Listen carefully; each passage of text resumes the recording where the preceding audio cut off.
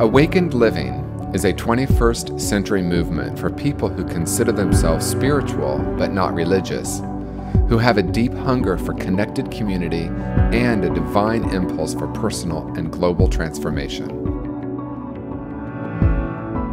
Our mission is to encourage and inspire the awakening of human consciousness.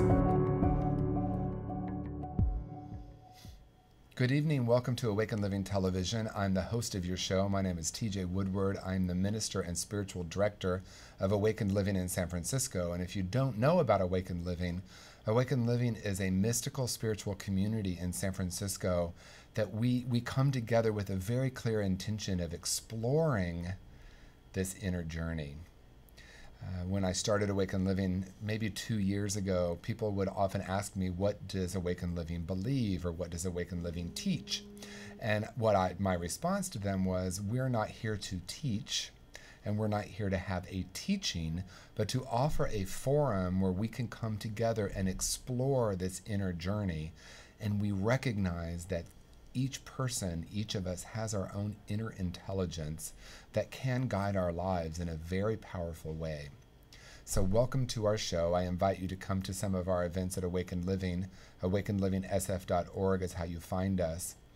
The TV show started about 2+ years ago, as well, with a clear intention of bringing guests on from a wide variety or wide array of backgrounds to really have an authentic conversation about spirituality in the 21st century and what's different now about spirituality, what people are looking for now. And so our guest this evening is Carsten Spencer. He was a guest on our show in our last episode, and I invited him back because I invited him back because I love being in conversation with him, and we always have something to say. And the other reason I brought him back is I recognized that we didn't really talk about the work that he does in his private practice with clients one-on-one. We talked about the presence process last show, and that's something that we're going to be doing at Awakened Living. But what I really want to explore this evening, and I hope Cardi will go along with this conversation, is what happens in a session with Cardi, and also I want to talk about what I do in my private practice, and specifically what's different about what we do than traditional therapy or traditional talk therapy. I was honored a few months back to do a training with Dr. Reverend Michael Beckwith from Agape in Los Angeles, and he was speaking to spiritual practitioners, and he said that in his own vision, he sees the next decade or so people recognizing that spiritual counseling or present awareness counseling, or whatever word we use, I call myself an awakening coach, whatever word we use, that is going to become as common as a therapist, because people are now recognizing that certain types of therapy, and I want to be careful how I say that. I also work in the mental health field and have a vast respect for the work that is done there.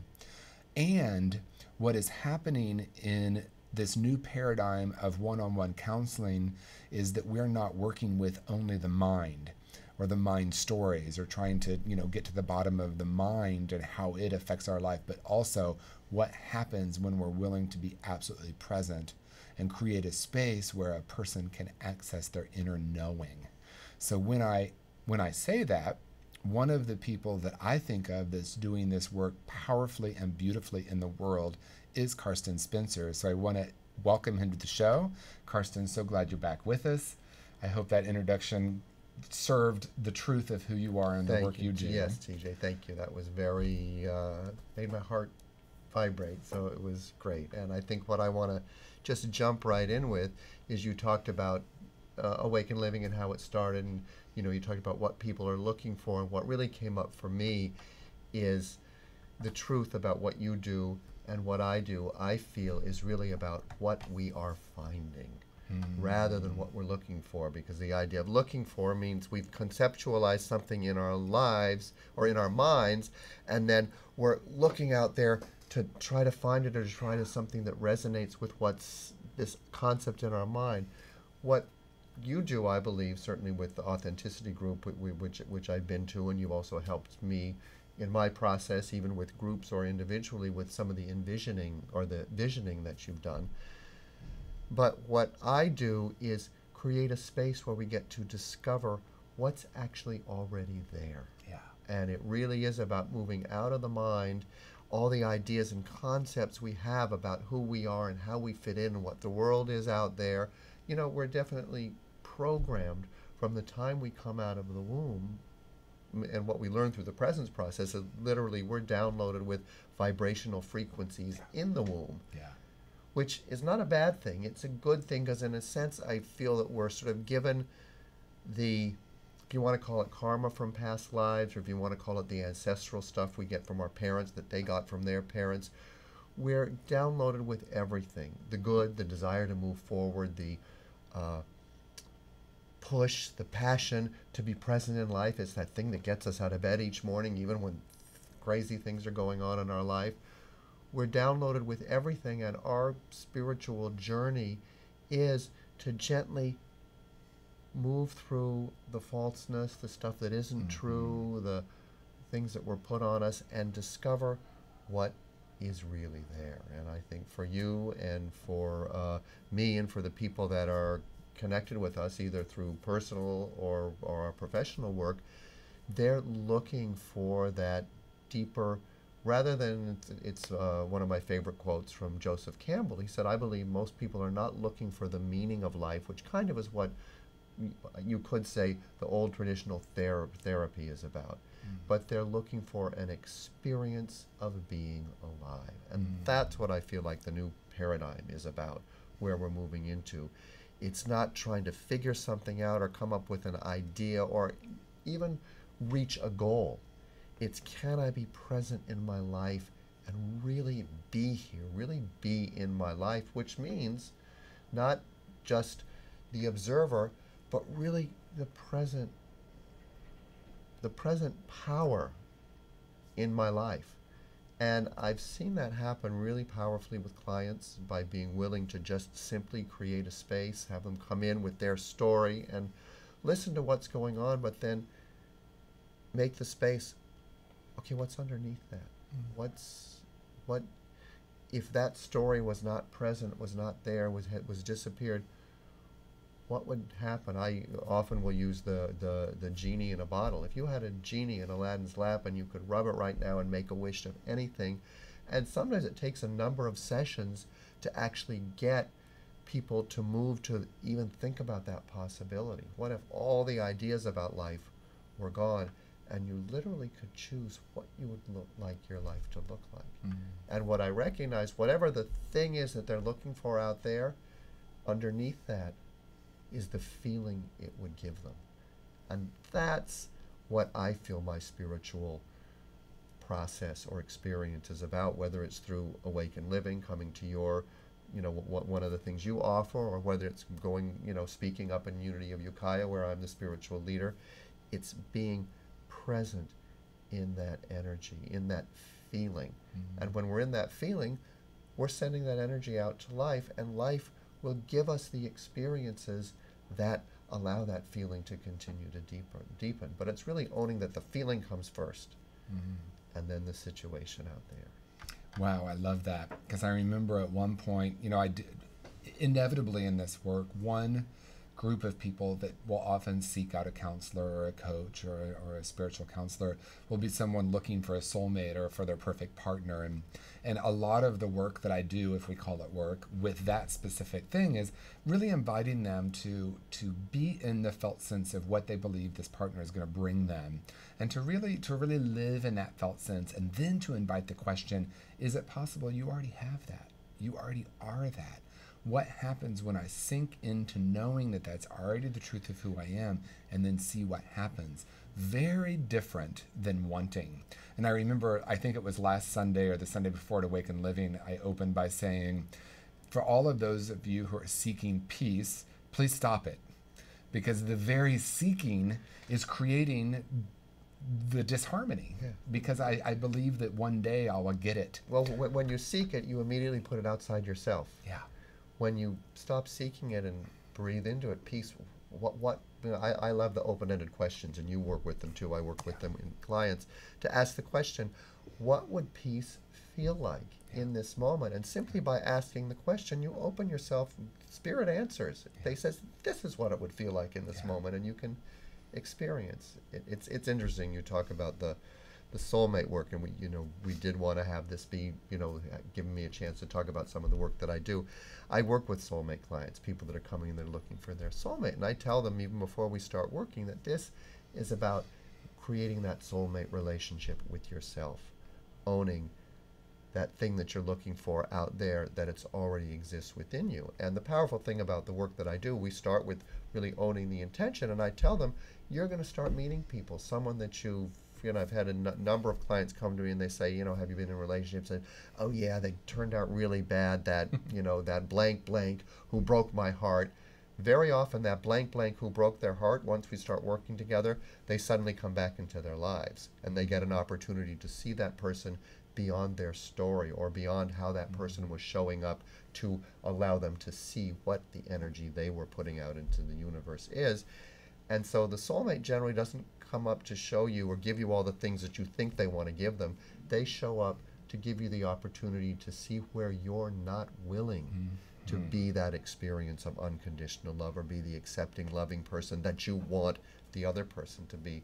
Once you recognize that, you've taken your power back, and you can begin to really see how simply that consciousness allows life to not only fall into place, but allows that blank blank who broke your heart to suddenly become the person who really can mirror back that love in you, because now you're owning your power in the situation. And it reminds me of a story that may sound unrelated, but I remember at one point when I had the calling to go into ministry and become a minister, soon after, because as things often happen, at least in my life and in clients I work with and people at Awaken Living, we'll have that divine idea. There's a spark, there's an intuition, we call that vision. That's why at Awaken Living we run the organization Awaken Living in the community from vision, where we're listening to inner intelligence. What I see often happen is there'll be that spark of divinity, or there's that idea, and then the ego mind will quickly come in and start interpreting. So when I had the call to go into ministry, I remember it was so clear, and I knew that it was mine to do, and I owned it. And what happened that was so interesting is my ego mind then came in. And what I mean by ego mind is all of my stories, all of my beliefs, all of my ideas, judgments about how it needs to happen. I remember hearing my ego mind or my voice saying, oh, then I'll be happy. And I literally just burst into laughter, recognizing that my ego mind is going to believe that once I'm a minister, I'm going to be happy. And I thought, now, if that would be the number one biggest cosmic joke, that once I'm there, because the ego mind always believes, or my ego mind always believes, that when I get X, Y, and Z, I'm going to be okay. And so my work became, at that point, recognizing that, and here's the greatest paradox. We talk about mysticism and what that means and how that's different than metaphysical. And for me, the way I experience metaphysics is a lot about manifestation. What's different about the mystical realm is that nothing really needs to happen in the outer realm. I think in the mystical realm, we own that we already are creating it all. That we already are creating it all. And there's really, that we don't have to recreate the wheel all the time and always be trying to prove to ourselves, oh, I can create that, I can do that. And there are plenty of people who that's what motivates them. And wonderful. It's not about changing anyone out there, because I was at that place for a long time, and there may be certain things in my life that I'm still playing that game. But to be conscious of it is different than to be trapped in it. And to think that if I can manifest, or if I can, quote, make it happen, then I'll be happy. I want to start from the place where I already am happy. I recognize, I am awakened to that I am God, and that everything I want or need is already present right here. And I'm in this time and space playground. What's next? And that's the question that I love to turn over to Spirit. What's next? And then to wait to see what shows up. And also to listen to those pictures that I get in my head that make me think, oh, that would make me happy. That would get my juices flowing. And then move towards it, not thinking that I'm only going to be happy then, but enjoy that the feeling I'm getting is the energy that I can ride into the blossoming of that experience. Because I think we are creators. I mean, our spiritual journey, once we get past healing, the idea that we need to heal ourselves, what then? Yeah. Then we truly step into our creativity. And that's really my goal with clients. Allow them to see that, to recognize that they've created their whole life anyway, maybe some of the things unconsciously. Once we become conscious of that, then we become the conscious co-creators, and we ride on the energy of spirit. Yeah, and what I love too about this idea of mysticism, or what my experience is, that once I sort of live from that realm, the greatest paradox is once I recognize, as you said, because what I did with my story about ministry is I said I heard the voice, once I get there I'll be happy. So I just laughed. Mm-hmm. First I laughed, and then I recognized I already am happy. I already am whole and complete. Yeah. And then the greatest paradox became, then it was so much easier for me to choose that. So much easier for me to know that and to come from that place of knowing. And then it was all about what I wanted to choose. And the one piece I just want to add, and I don't know if this is always true, but what occurred to me in that story is when I recognized that it was not about me and my own individual desire, that it was about something larger, that when I chose to tap into the mystical awareness, which is that it's already all here, nothing needs to happen in the outer realm really. Mm-hmm. Once I owned that, I realized that then manifested in the outer realm became about how to serve others. And what I mean by serve others is not really help others or change others, but to be that presence in the world. My experience is that it is connection, because when you really do awaken, when you move into the truth of being present, like the presence process, when you really are present, you recognize that nothing is separate from you, and the joy is the experience of life, and the experience of life is felt through connection. Yes. Whether it's connection when you go into the silence and you connect with that divine spirit through yoga, through walking out in nature, whatever one chooses to do to feel that interconnection, or whether it's connecting with other people through that love relationship, through your families, through your work. I mean, I know when I get up and speak at Unity of Ukiah, the first thing I do is take a breath into the space. I connect with the people that are there, and I allow myself to feel the fact that spirit and everything I've done and the energy that I've put out has landed me in that place where people are actually there, not only to listen to the words that I have to speak, but to feel my presence, to feel the space that I'm able to create. It's interesting, as we wanted to talk about my work and the work that I do. It started through my teaching yoga, and my first probably 3 or 4 years of teaching yoga, I did nothing but pretty much call out the next posture and explain to the students why I was doing the posture, which for me was always to feel the connection of these different parts of my body and the energy flowing through. Mm-hmm. When I started working one-on-one with clients, I had no intention of doing anything that was therapeutic or life coaching. I wanted to work one-on-one with yoga clients, and yet as I started, my hands began guiding me through this energetic process, and I realized that it was more than just yoga.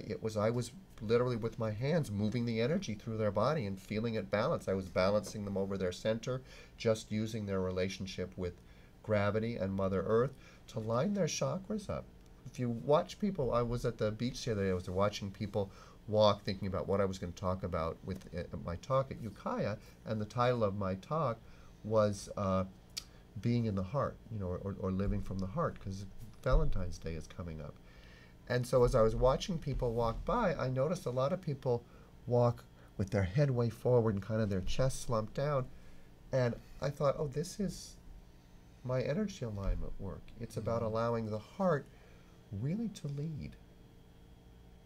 Stop, look, listen to your heart was the name of my talk.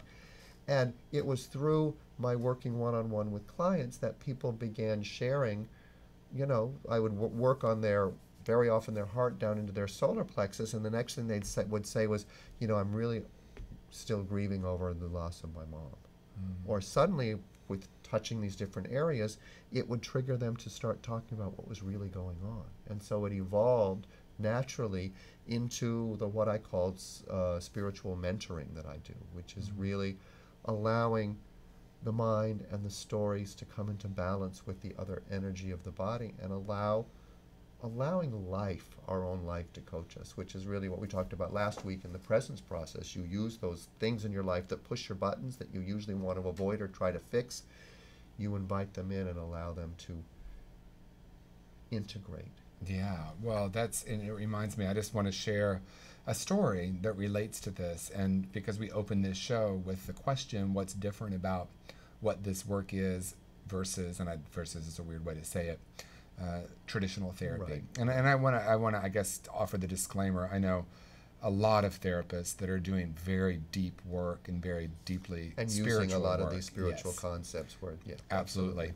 And one of the things I do is I work in an intensive outpatient program for people in early recovery, and it's in the mental health realm, and I am blessed with being the spiritual counselor there. So my role is to be this presence. And I just want to speak about a client, and of course I'm not going to name them or give any details, but this person was working with an intense amount of anger. And this person, I'll leave it gender neutral for this conversation, was very triggered very easily and would react often with anger, even rage externally. And when I first met this person, I thought, honestly, my ego mind thought, well, maybe this isn't someone I'm really going to work with. I don't know if they're going to really want what I'm offering here, which is this space to come in and be really present. So we met for the first time, and I shared with them that what I do here is not traditional therapy, and we may or may not talk about what's happened or your history. What we really do is we create a space of presence and see what's happening from a soul level or from a presence level, or really listen to what's happening within. And as we sat for a while, there was some resistance, and I just simply asked the question, what might be happening beneath the anger? And then I just let that be and just sat. And what happened is they had this intense experience of the sadness that was underneath it, the loss, some great loss that they had had in their life. And they couldn't believe that in just a moment there was this big breakthrough. And I recognize that insight isn't everything, but it's the beginning of looking at it through a different lens. So what happened is we shifted from what's going on with the anger, to what's really going on here.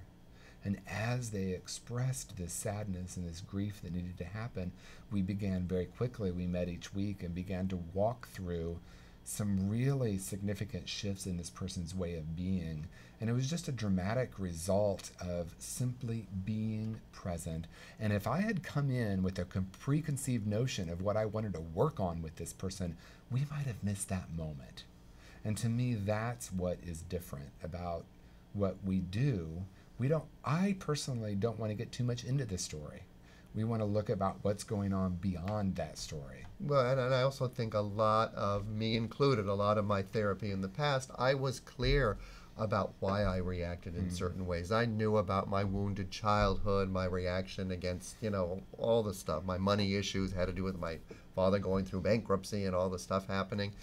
To know it is one thing. And I know certainly a lot of people, myself included, have jumped into spirituality with the same thing.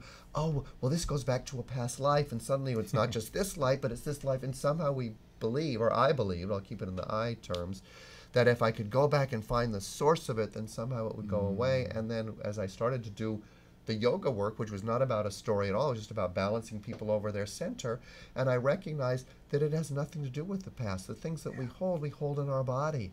And if you can allow yourself to go there, listen. And that's why yoga was really my first real step into real spirituality, because, my body, in a sense, is my God, my physical God. The body knows how to be in this time and space universe because it's part of the earth. It connects with that divine spirit. What happens is we get stuck up in our old story, our old head, and we're afraid to move fully into the body. Yeah, and I wanted to say, too, that it's not about discounting the work that we do in all different realms. Absolutely because not. It's all valuable at one certain point. And you said something that I thought was really powerful. And in my upcoming book, I was writing about what I just call it the 4 levels of awareness, and recognize that it's not always linear, and any of us can operate in any of them at any given moment. Right. And there's something that pulls us to the next level of awareness. And usually, or often, it is that I kind of got this. So like, I personally did years of traditional therapy that was incredibly helpful. As did I. Yeah. And that's important to say, that it's not about discounting that, it's that and like what I love doing in my work, honestly, is working in collaboration with a therapist, so that the client might be doing that work with them, and then they come to me and we just be in the presence and see what emerges. So I just thought it was important to say that it's not either or. I think that's absolutely true, and I think the 12 steps are, I think, a powerful example of that. Mm-hmm. So many people who've been in the 12 steps, dealt with addictions, that so many different, the addictions can manifest in many different ways. It's part of my background. But you get to a certain point, and then it's, okay, what's next? Yeah. And I know a lot of people who've done the presence process with me and really had real spiritual awakenings. It's because they had the foundation of the 12 steps, and they were ready for that 12 step, that spiritual awakening. And the presence process gave them that process, that gave them the pathway to do that. And that's so powerful, because that's what I recognize. That's the question. That's one of the things I write about in the book too. It's like there's that, I call it the now what moment. Mm-hmm. As a matter of fact, I was playing with that as the title for the book at one point. There's that now what moment.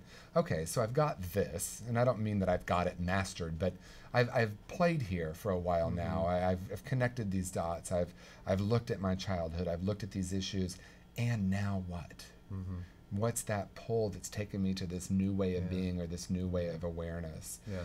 And that's one of my favorite questions. And I know you work with questions. I work with questions in my work. The presence process has a whole chapter on how we deal with questions here.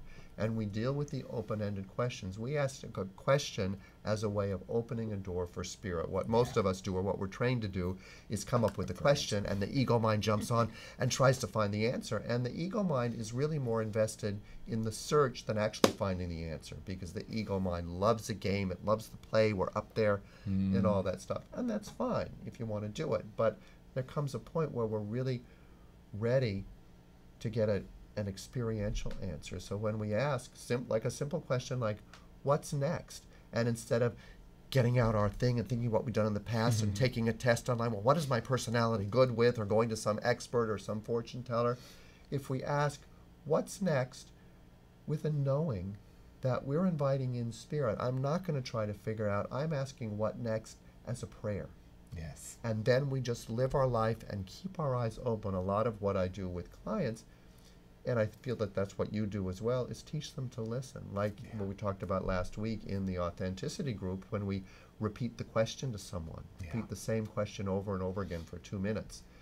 And as they continue to answer that question, you can see them, as you do it with your partner, as you do it yourself, you can feel yourself going deeper into the answer and strengthening that listening voice, where we're listening for that inner wisdom. Absolutely. And that's what is different here. And that seems to be, to me, what people are thirsty for right now in the 21st century. Believe it or not, we're out of time. So can you imagine? So take a couple minutes, please let people know how to contact you, because I know that the work you do is very powerful. I know you have your Friday night event, you have Unity of Ukiah, and you have your individual practice. So take a moment with that. So if you want to contact me, go to carstenspencer.com. That's CarstenSpencer.com. I think you've got me right up there on the screen. And all the information will come up. I have the San Francisco Personal Empowerment Group is my meetup group. We have a Friday happening. It's not every Friday, so you need to check the web page to see when we're having one. I'm up at Unity of Ukiah 3 Sundays a month, so if you're watching me and you're ever up in the north area, it's a beautiful part of the country.